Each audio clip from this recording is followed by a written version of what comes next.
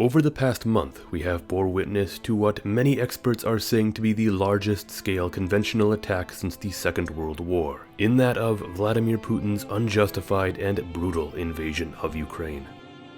Yet, despite the sheer overwhelming mass of the Russian military, Ukraine has continued to stand defiant, as many of those who have stayed behind within their homeland have taken up arms to bitterly resist Putin's onslaught, achieving what at one point was unthinkable in significantly stalling and bloodying the Russian forces to no end.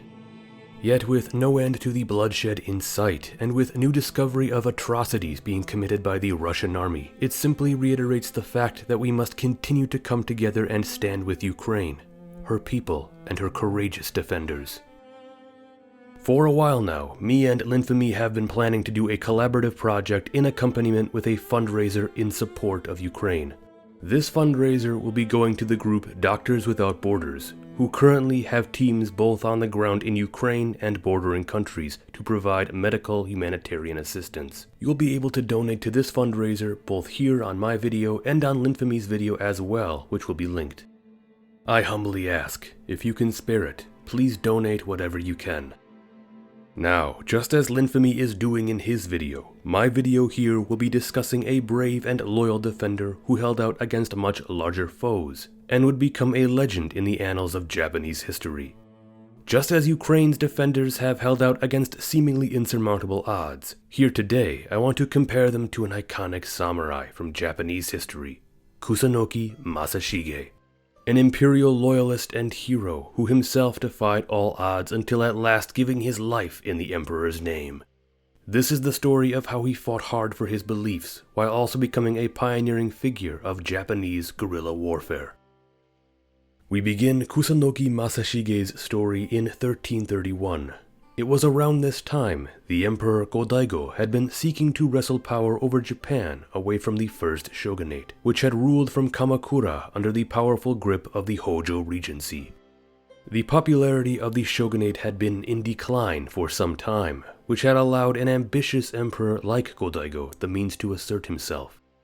Yet still, his backers were not enough to fully challenge the might of the Bakufu, the shogunal government, and by 1331 he had fled to Kasagi Temple to establish a secret makeshift palace in its main hall. It was there he attempted to gather support for a renewed push against the forces of the shogunate, but after several days of warriors trickling in, no one of any real renown had yet arrived. However, soon enough, legend says that he had a dream in which he envisioned that something perhaps relating to a camphor tree, Kusunoki, might bring him luck. The following day, he summoned a high-ranking monk at the temple and asked, "Is there a warrior by the name Kusunoki near here?" To which the monk revealed that to the west, in Kawachi province, he did in fact know of a warrior named Kusunoki Masashige, who had an established reputation as an archer. Immediately, the emperor dispatched a messenger to locate this samurai, Masashige, who upon receiving the imperial summon was deeply honored and quickly made his way to Kasagi to meet with Go-Daigo. It was here Masashige devoted himself to the emperor and made a solemn vow that as long as he lives, luck will eventually be with the imperial army. However, he also added that facing the might of the shogunal army head-on would not be wise due to the difference in their numbers. Thus he argued that strategic resourcefulness needed to be sought out, and that full victory in war should never be judged on the outcome of any single battle. Of course, as we will come to see, what Masashige was foreshadowing here was his soon-to-be adoption of unorthodox tactics in the face of his enemies. Tactics that would come to earn him a reputation as one of Japan's greatest guerrilla fighters. Following this interaction, Masashige would return to Kawachi, where he began to publicly proclaim his support for Emperor Go-Daigo, an action seen as a revolt by the Kamakura shogunate. By this point, large Bakufu armies were marching deep into the central region in aims to capture Go-Daigo and put down those who had rallied to his cause. This would eventually lead to a massive siege of Masashige's castle on Mount Akasaka. Legend says that the shogunate army numbered around several hundred thousand, while Masashige only had a garrison of perhaps several hundred.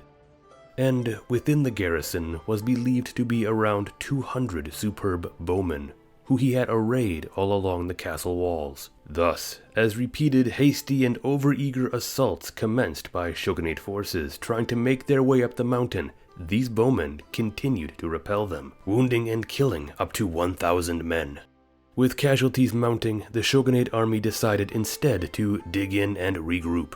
Yet at night, Masashige unleashed 300 horsemen in 2 groups, who stormed down into the encamped shogunal army, who were taken by complete surprise. With commanders being killed and the camp devolving into a massive state of chaos, many within the shogunate army began to scatter. And although Masashige had now killed many and caused a complete mockery of his enemy, the Bakufu forces were still vast in number, and eventually Akasaka would fall.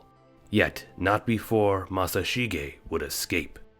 Yet while Masashige would be able to retreat and reassemble his forces, Emperor Go-Daigo would not be so lucky, as his position at Kasagi Temple had been overrun, and he had been captured and forced into exile on Oki Island. This fact did not deter Masashige though, who still continued his campaign in the emperor's name. Masashige was able to rebuild a small guerrilla army, in which over the coming years he continued to harass the shogunate, scoring a number of minor victories using tactics of deception, ambushes, and sabotage. He ensured the fighting continued on even after the emperor had been exiled. He was also aided by the imperial prince Morinaga, who continued to drum up anti-shogunal sentiment, which only went to grow and fuel Masashige's efforts. This would only prompt the shogunate to send larger armies towards Kyoto in efforts to dislodge Masashige and other imperial loyalists. It was among these clashes we see the siege of Chihaya, another castle in Kawachi province which was built atop Mount Kongo. It was here Masashige used every trick at his disposal to whittle down the enemy as they tried to assault the castle. This included, but was likely not limited to, rock slides, boiling water, and logs being rolled down upon the attackers. With casualties mounting, the shogunal army was once again forced to dig in, rather than continue their suicidal attacks against the stronghold. Around this time, Emperor Go-Daigo had also escaped from exile and was on his way back. An inspiring turn of events that went to only bolster the imperial cause. Yet, it would not be the most surprising turn of events, as soon enough a huge defection would occur within the shogunal army, when Ashikaga Takauji, at the head of a massive army, revolted against the shogunate, liberated Kyoto for Go-Daigo, and went on to press east against Kamakura. In a quick amount of time, the Kamakura shogunate collapsed, and the Hojo regency ended in seppuku. At long last, despite all odds, Emperor Go-Daigo had won. Thus ended what would be dubbed the Genko War, and begun his Kinmu restoration. Kusunoki Masashige, the great champion of the emperor, was rewarded with ranks, titles, and additional lands. Truly, he had become one of the most important figures in Go-Daigo's new administration, alongside that of Takauji, who without his great revolt would not have won the war so swiftly against the old Bakufu. Unfortunately, this new peace would not last. Go-Daigo wished to restore the Japanese government to a state reminiscent of that in the Heian period, prior to when the samurai had come to power. This in turn had the effect of aggravating plenty of samurai across Japan, including many of those who had just fought in his name. And after a general falling out between Ashikaga Takauji and Emperor Go-Daigo, it was quickly seen that Takauji was to be the main threat facing Go-Daigo's rule. By 1336, Takauji had led a hostile force towards Kyoto, yet the imperial army would inevitably drive him away, forcing Takauji to flee to the island of Kyushu, where he would regroup. And although Takauji had been briefly defeated, it was clear fate was now turning quickly against the emperor as more samurai rallied to Takauji's banner. Soon, with another powerful army nearing Kyoto once again, Kusunoki Masashige assessed the situation. With the current numbers, it was clear that the imperial army would not be able to defeat Takauji in the field. Thus, Masashige suggested to Go-Daigo a plan to seek refuge on Mount Hiei at its fortified temple north of Kyoto, where then the imperial loyalists could disperse and continue to use guerrilla tactics to harass Takauji's army, until finally driving them back once more. However, Masashige's advice fell upon deaf ears, as a different plan was already in motion. Another top imperial commander, Nita Yoshisada, had already set out in aims to confront and block Takauji's path towards the capital. Masashige strongly protested this course of action, yet it was no use. The emperor's mind was already made up. Go-Daigo did not wish to abandon Kyoto yet again, and he felt fully confident in the skill of his generals despite his dismissal of Masashige's advice. Thus, he ordered Masashige west to join with Yoshisada and meet Takauji in the field. It was suicide, and Masashige recognized this. Yet, being 100% the loyal soldier he was, Masashige set out regardless to certain death in the emperor's name. He would come to clash with Takauji's army at the legendary Battle of Minatogawa, where the imperial forces were outnumbered by Takauji's, whose own army was twice the size of their own. It would be here Masashige would fight bitterly and valiantly to the death, leading his soldiers to kill countless numbers of enemies until at last, with few men remaining, retreating to a safe position where they would all defiantly commit seppuku. Legend says that before he died, Masashige turned to his brother Masasue, who had fought alongside him, and asked, "They say your thought at the last moment determines whether your next life is going to be good or bad.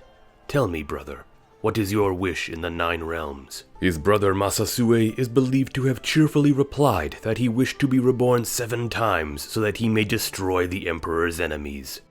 Masashige agreed with the sentiment, and they both went on to disembowel themselves. Masashige had remained loyal to the end, having fought proudly for the emperor over the past 5 years. It went on to show that despite his tactical genius, he was not above following through in action as foolish as what the emperor had commanded him to do, leading to the total defeat of the imperial forces.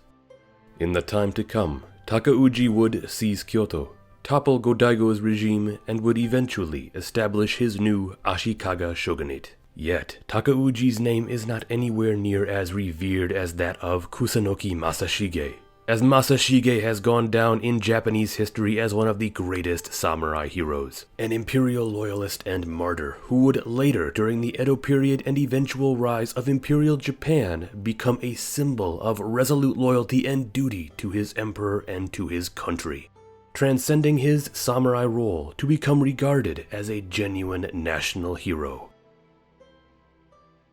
Once again, I would like to humbly ask, if you have the ability to, please consider supporting the fundraiser I have linked to this video in efforts to help support the situation on the ground during this unjust invasion of Ukraine. And also, don't forget to check out Linfamy's video too, done in partnership with this video here. You can donate to the fundraiser through his video as well. And with that said, thank you for watching, and don't forget to like, subscribe, and ring that notification bell if you enjoyed this video and found it to be most informative.